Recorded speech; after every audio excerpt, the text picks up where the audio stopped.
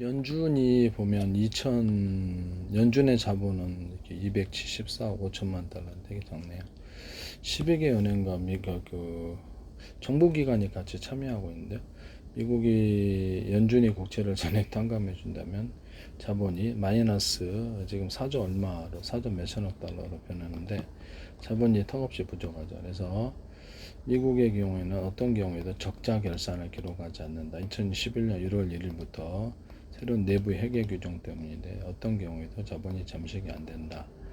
그래서 그렇기 때문에 연준의 국채 탕은 이론적으로는 가능하지만, 그렇죠. 12개 은행이 자기들이 그 자본이라는 게 있잖아요. 민간은행과 국가은행의 차이가 여기 있다라는 건데, 중국은 뭐 국가은행이니까 자유자재로 있고 국가통화니까 자유자재로 없애서 다 성악시켜 버릴 수 있습니다. 이게 무한자본, 미국은 빌려 싸우니까 무한자본 칠 수밖에 없는 상황, 구조 자체가 질 수밖에 없는.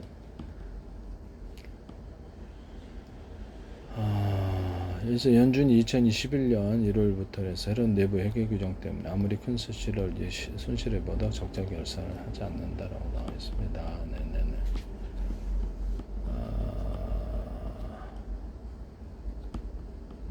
연준의 해마다 이익이 발생하면 자체 운영 비용을 제한 모두 정부에 납입을 한다. 그래서 매년 이렇게 몇백억 달러, 800억 달러 뭐 이렇게 해서 정부에 넘겨준다는데, 이렇게 해서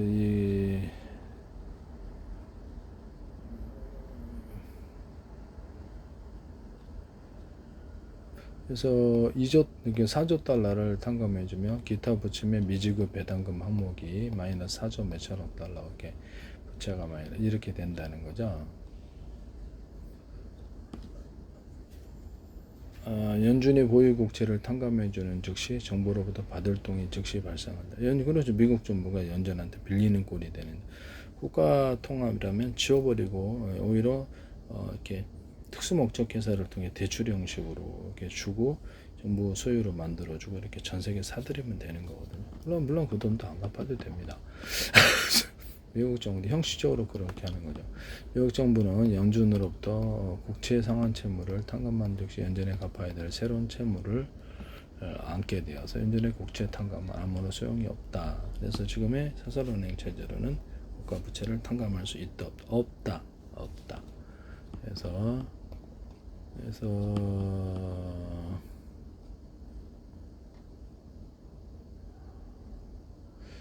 정부가 연준에 지급한 이자가 매년 이익금 형태로 정부에 다시 반환이 된답니다.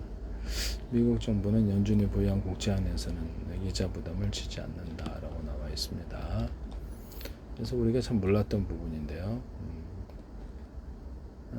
연준은 미국 국채를 탕감할 수도 없고 소용도 없다라고 해서, 그래서 이런 부분을 국가 통화로 바꾸지 않는 이상 이 문제는 해결이 안 된다.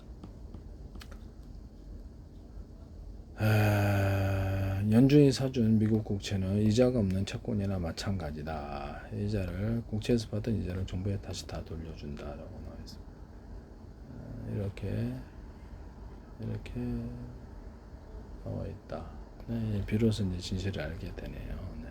정부의 책임이라는 거죠. 네, 미국이 파산하면 트럼프 대통령, 트럼프 행정부의 책임 플러스 의회의 책임, 연준의 책임, 이렇게 되겠습니다. 이걸 돌아간 상황 알게 해줘야죠. 그래서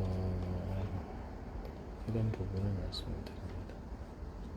매년 2조 달러를 갖다가 미국의 민간 자본이 다 샀다는 건 미국의 민간 자본이 전체를 다 보유하고 있는 것이 다 손실을 입는다는 건데, 그것이 급격하게 가격이 떨어졌을 때가 다 파산으로 가게 되는 것이죠. 이런 부분을 미국 은행조차도 다 파산으로 갈 것으로. 만약에 이게 미국 국가기관이 모든 것을 소유를 하는 국가자본이 형성될 수도 있겠다라는 생각이 드는데요.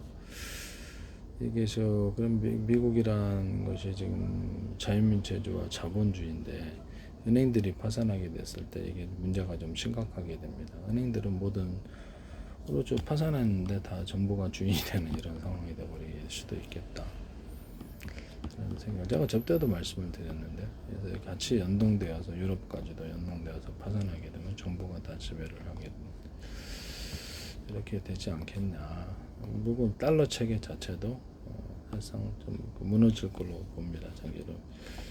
뭐 주정부가 이탈할 수도 있고 다른 통화를 결제하고 아시아 통화가 본격적으로 나오면 이조차도 어려워질 것으로 정부가 이제 파산한 국가 은행들을 갖다 돈을 투입을 해주면 다 정부 소유죠. 그래서 모든 은행과 민간 자본까지도 흡수를 해서 지배를 하게 됩니다. 그렇다. 미 연준은 그래서 미국 국채를 탕감해 줄 수 없고 해봤자 소용도 없다. 미국 거기에 국채를 살 때 이자는 다시 미국 재무부로 돌아간다. 미국 연준이 사면 이자를 안 내는 이렇게 국채를 연준이 무한적으로 매입은 할 수 있으나 대신 그것은 부채로 계속 기록되는 것이죠. 이런 부분은 외국인들은 2022년도 7조 몇천억 달러, 2026년도에는 9조 9천억 달러에서 더 많이 사고 있다. 언론에서 얘기하는 안 사고 있다라는 것은 진실이 아니다. 네, 더 많이 사고 있다. 네, 이런 부분. 민간 자본이 샀겠죠.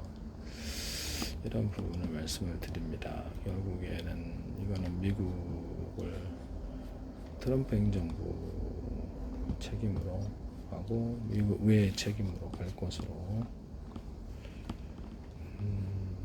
이런 부분을 말씀을 드립니다.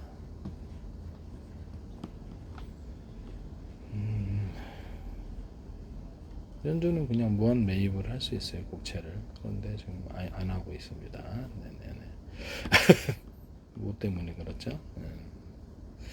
그리고 국가 통화로 전환하면 이 부분은 국채 자체가 소멸되는 부분과 미국의 전 세계 금리를 올리고 내리를 진정한 힘을 갖게 됩니다.